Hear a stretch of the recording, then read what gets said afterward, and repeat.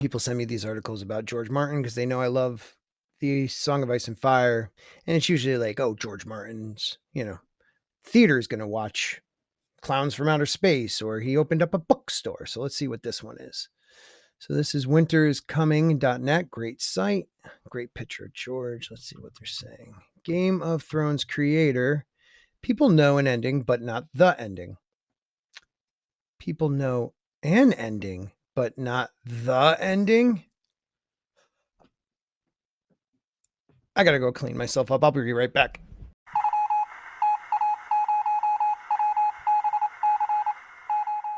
If you like talking sci-fi and fantasy, please subscribe.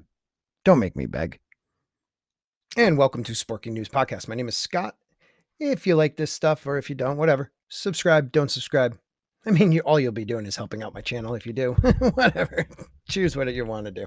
So, as I just said before, winteriscoming.net, they have an article by, I think his name is Dan Selcke, and I've done stuff from him before. He's a good writer. But it says Game of Thrones creator. People know an ending, but not the ending. So let's go through this real quick and see what he's saying.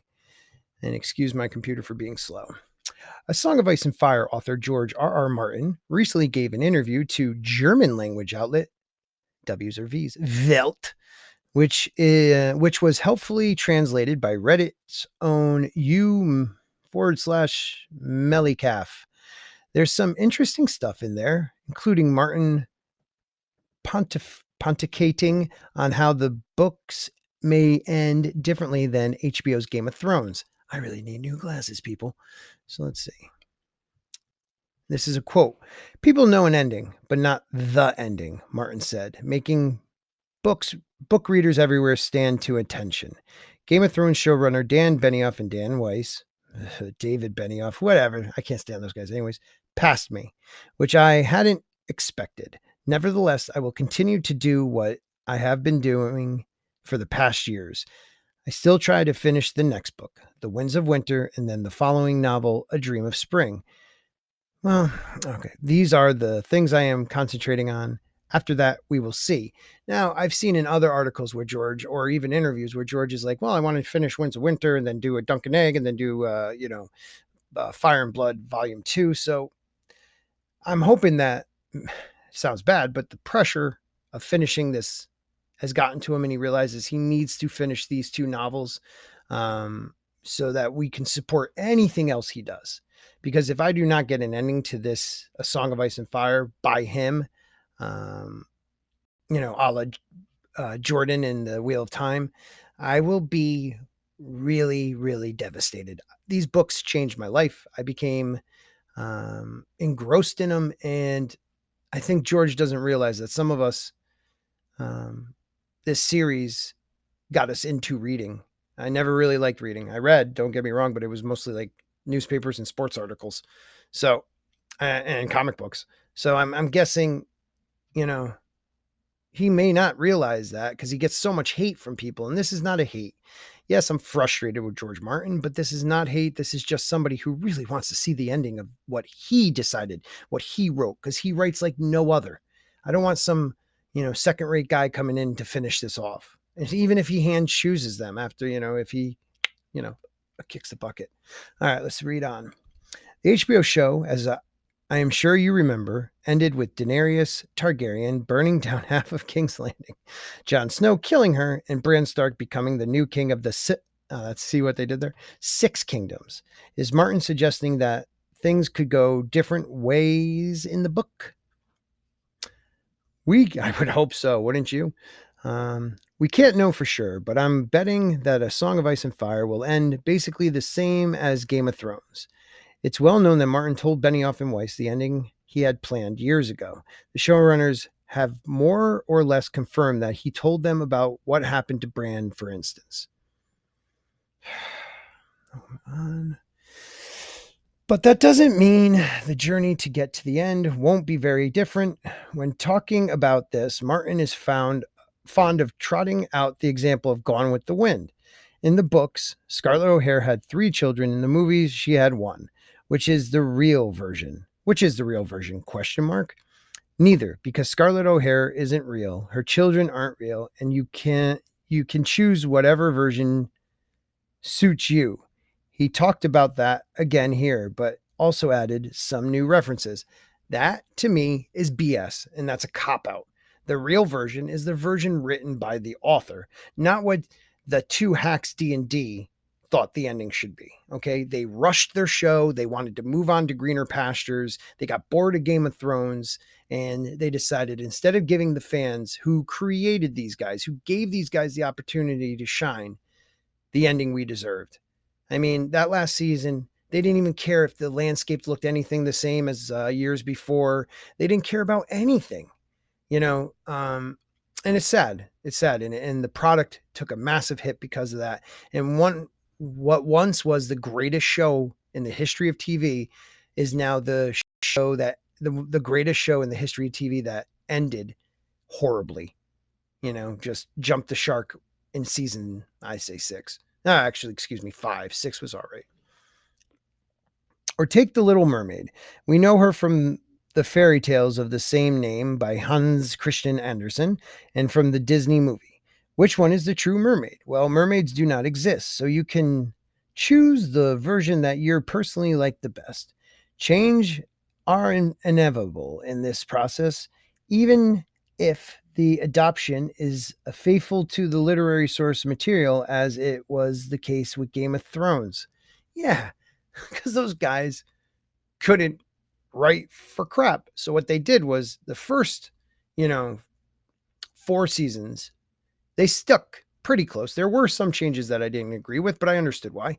They stuck close to it, and it was fantastic because the world of Ice and Fire is about the conflict between people, the hardened conflict, as George always says, and it's not about spectacle, which it became. It became spectacle. It became big speeches and fiery brimstone hell and battles, and that's not what Game of Thrones is about. Game of Thrones is about the interaction between people. Yes, there will be battles. Yes, there will be death. Yes, there will be some magic. But George's writing is about the person in their heart and conflict. And that's why I think it resonated so well with so many of us. So, according to Martin, there is no real version of the story. That makes sense to me. Come on, man. That makes sense to you? But I still want to read Martin's version as soon as possible. The world waits. And let's see, anything else on this one? Of course, fans have been waiting for The Winds of Winter for years now. Martin's love of multitasking may help explain why it takes so long. A lot of us have come to the hypothesis, am I saying that right? That George R.R. Martin has gotten bored with A Song of Ice and Fire, or that because of the show ending before him, and he never expected it to happen that way, and the outcry from fans that he just doesn't want to end it because he knows that there will be a small group of people. I'm using the Access's media, a small toxic group that will maybe not like it. I know no matter what he ends it with, I might dislike the ending, but I will respect it because he is the author. I just want to read the rest of this story. I mean, I've read, all the histories. I've read the novellas. I've read pieces that he had edited in bigger books where he slipped in like the Rogue Prince or the Dance of Dragons stuff. I've read everything, and I just want to read these last 2 books because I can't get enough. I like doing many different things. What I don't like is writing the same story over and over again. In the beginning of my career, I wrote science fiction, then fantasy, and later horror stories as well. Also reviews for a short period of time. I taught journalism since the mid 80s. I've been writing scripts, and today I am also working as a movie producer. Since the completion of Game of Thrones, I am currently developing a prequel series for HBO.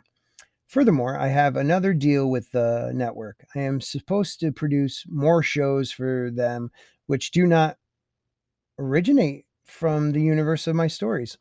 So, I mean, we get a little bit there. He's trying to cop out of why the books aren't done, that he always wants to do different things. So why start this saga. If you do not like sticking with one thing, why start a saga like this? I know his plan in the beginning was a trilogy. There was going to be a 5-year jump. The kids, because he started these kids so young. I mean, I think Bran was 11 when it started, and Arya might have been like 9. So we shall see. Um, but what he did was he started writing more and more. He fell in love with the world and he split one book into two and moved on from there. And I kind of think wrote himself into a couple corners that he's trying to probably write himself out of right now. But we weren't the ones that told him to write 7 books or even say he was going to write 7 books. He's the one. So, excuses or not, we want an ending to this story. And I think we all deserve it. I don't know about you, but I think we all deserve it. The deal, FYI, included an HBO adaptation of author, I'm not going to even try that. Okay, I try that. Nnedi Okorafor's science fiction novel, Who Fears Death, which is exciting. But I know there's a fan out there who worries that all these other projects takes Martin away from the things they really want him to work on.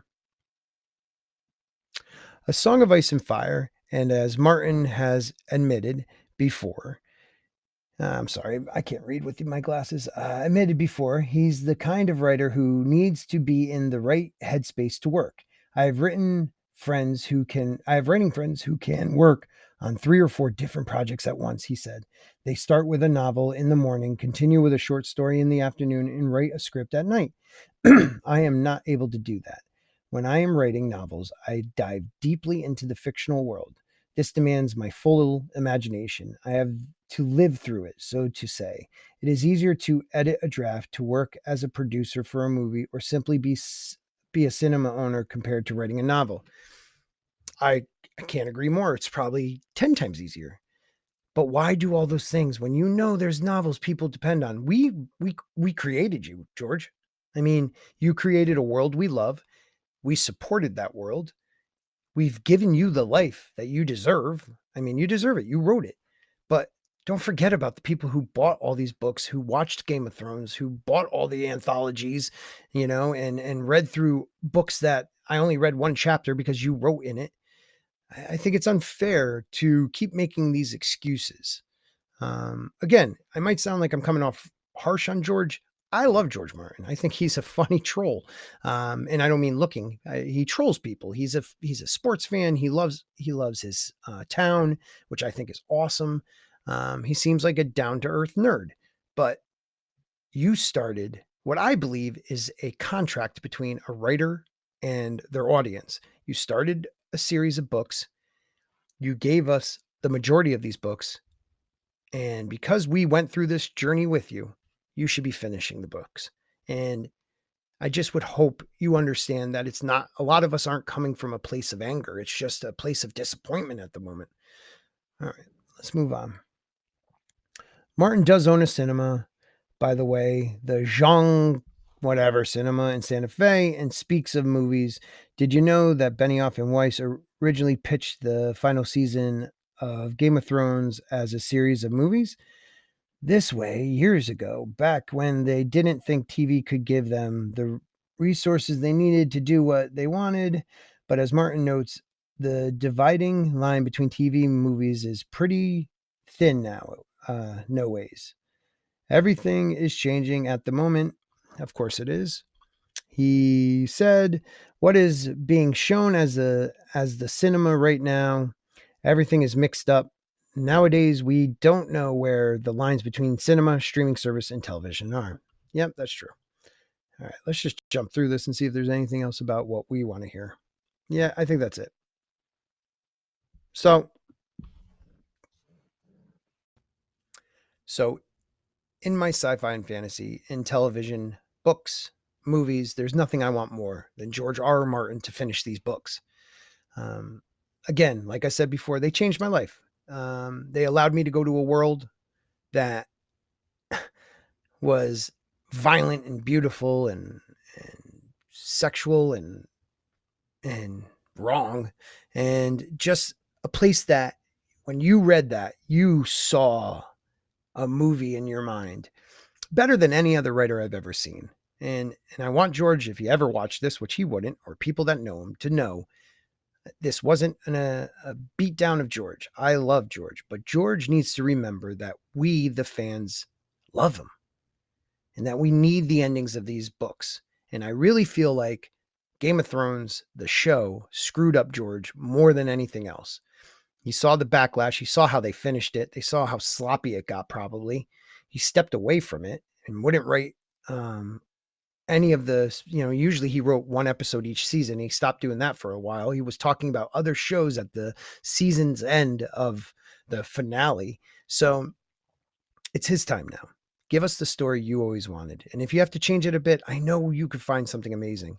And just let us know it's coming. Okay. And if Winds of Winter, which I believe is going to be awesome, knocks it out of the park, you're going to just shut everybody up and then just jump right into Dream of Spring. And you have so many other projects. Could you put a couple on the back shelf and finish the books? You know, as my cup will tell you, you know, night gathers and now my watch begins. Well, it's your turn, George. Your watch has begun. Finish the books and we'll all move on with our lives. And you will go down as probably the greatest fantasy writer, or if people want to say high fantasy writer, fantasy writer of all time, surpassing everyone you probably grew up reading. So give it to us, George. I'd like to thank you if you've watched this video all the way through. Please hit like if you can and share it. And if you aren't subbed and you liked the content, please sub.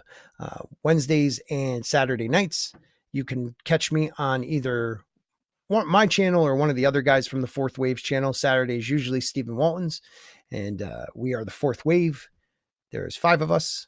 That is the Fourth Wave, the 5 of us. Please check us out. And remember, if they're calling you names, they've already lost the war. Have a great day, everybody.